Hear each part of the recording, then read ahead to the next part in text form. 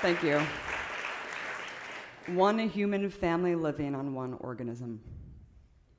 Yet man is embroiled in a war against himself. Unfortunately, this blatant truth hasn't yet been realized by the vast majority of humans living on Earth. The war against ISIS, Russia, and now laughably Venezuela are dominating headlines in the latest front of the information war, but a far more deadly war is being waged against the organism that we all share. We face the most severe environmental crises in the history of this planet. Deforestation is at a rate of 36 football fields per minute. Floating trash islands the size of Texas across the Pacific, and half the world's species has been wiped out in the last 40 years because of habitat loss and pollution. In just the last 30 years, climate change has already caused a tripling of natural disasters, with scientists predicting an irreparable tipping point by year 2020. Ironically, that's the same year that Obama has pledged to cut carbon emissions by 17%. 17%, wow. Well, how can climate change solutions be taken seriously without a massive overhaul of the agricultural industry, without a complete termination of the military-industrial complex? The Pentagon is the biggest polluting institution in the world and is exempt from all international climate treaties. Good job, guys. The climate change disinformation campaign has gotten to a point of such absurdity that Texas's State Environmental Protection Department, has banned the use of the terms climate change and sustainability in all reports and emails. That's the point we're at now. It's an issue that should supersede politics, but a corporate-controlled press run by oil and gas won't dare undermine its sponsors. And the establishment showcases an alternate reality. Media hysteria abounds about missing planes and Iran's non-existent nukes, yet there's an eerie calm about the issues that most severely impact us and what we can do to fix them. Of course, the population remains dumbed down, complacent, and willfully blind. Maybe the CEOs, lobbyists, and politicians are short-sighted because they're all building their own Elysium and they don't give a fuck if we all die. But the majority of them are inevitably just changing deck chairs on the Titanic, and they know it. Deep down, everyone knows the truth. Every last vestige of this precious planet is being pillaged without consequence. Endless consumption and unfettered capitalism will not and cannot last. And every single empire falls. That's just a matter of time. The system blatantly protects the bottom line, resists any substantial change with military force and police aggression to keep the old guard. The elites at the helm will never capitulate their security for the good of humanity. And I don't know about you, but once a system doesn't work for 99.999% of us, might be time for a new one.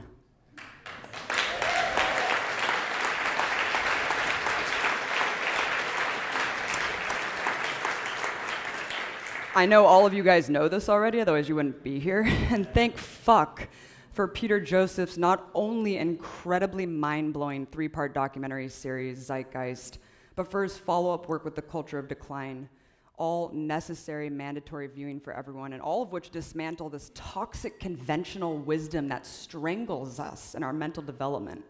And I'm more than ecstatic to be part of an annual event that offers a different path than the crash course of hell that humanity is bulldozing down. And Peter's work really helped me. It helped my political awakening a lot. Before RT, I was doing anti-war organizing. But once I saw the media selling the Iraq war across party lines, I realized that there was something very systemically wrong and corrupted, and it crossed all barriers. And I realized that media was really the #1 battle. Because if you don't have a platform to tell your message, no one will hear it. And seeing the power of Peter's video work to shatter religious, political, economic dogma inspired the hell out of me. And I was also inspired by the trajectory of this series, which not only deconstructed these systems of control, but then presented an entirely new realm of possibilities. Around that same time, I started a little website called Media Roots. It started as just a hub for censored information. It grew into a multimedia citizen journalism project which eventually brought me to Russia Today and then Breaking the Set. And it was a dream job to attack power on an international platform. But I decided I want to be meeting the people behind the stories and telling them myself independent from any state or corporate entity. I don't just want to react to mainstream media's circle jerk of fuckery. These issues deserve in-depth analysis and substantive discussion, which is everything that we've seen here today. Hence the problem with the 24-hour news cycle, right? It incessantly reacts to what these corporate elite assholes create for us. That's their reality. And just to emphasize this point, Bush lackey, I don't know if any of you know who Karl Rove is, brazenly told the New York Times back in 2004, a reporter named Ron Susskind, he said this: "We're an empire now, and when we act, we create our own reality. And while you're studying that too, judiciously as you will, we'll act again, creating other new realities, which you can study too. And that's just how things will sort out. We're history's actors, and you, all of you, will just be left to study what we do." Unfortunately, he's right. Reality is dictated by an out-of-touch, warmongering elite that doesn't apply to the reality that 99.9% of us live every day. And it's only able to sustain on fear and war. And there's nothing the establishment fears more than a populace not living in fear. People are disillusioned, of course. They've been called crazy. They've been called conspiracy theorists for wanting more than two parties in America, for questioning ludicrous, paradoxical foreign policy. They also want sustainable energy.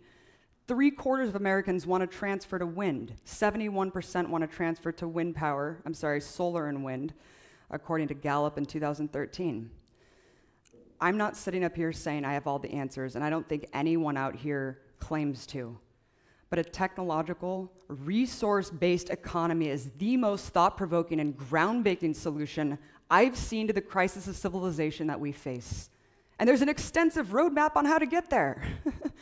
We don't have to wait for anyone but ourselves to start implementing the ideals either, because we are all agents of change, we are all vessels of truth, and we can push our communities towards seismic, sustainable shifts in the way we live right now. Other countries already have a different approach. I recently had the chance to visit Cuba, and not only does the country have a complete organics renaissance, but there aren't commercials telling you what a worthless piece of shit you are. And also, there's no corporate chains that have eviscerated local culture.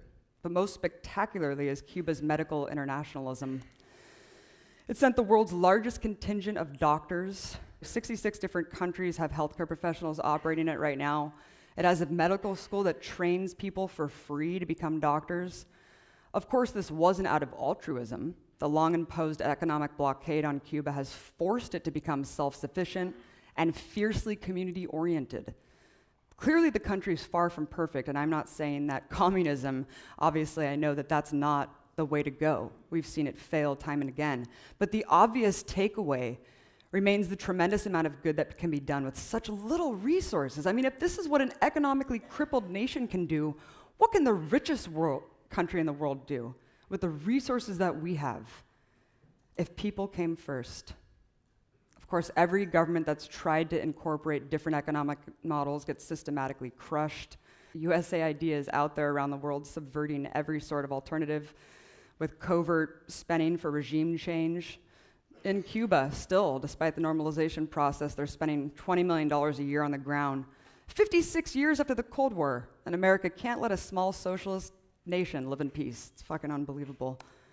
And Venezuela, Obama just announced it's an extraordinary security threat to America. He has, quote, deep concerns about its human rights abuses. Yet America's staunchest ally, Saudi Arabia, summarily executes people by sword, public floggings of bloggers in public squares. It's quite astounding. Of course, these issues are deep-rooted and they're deeply interconnected.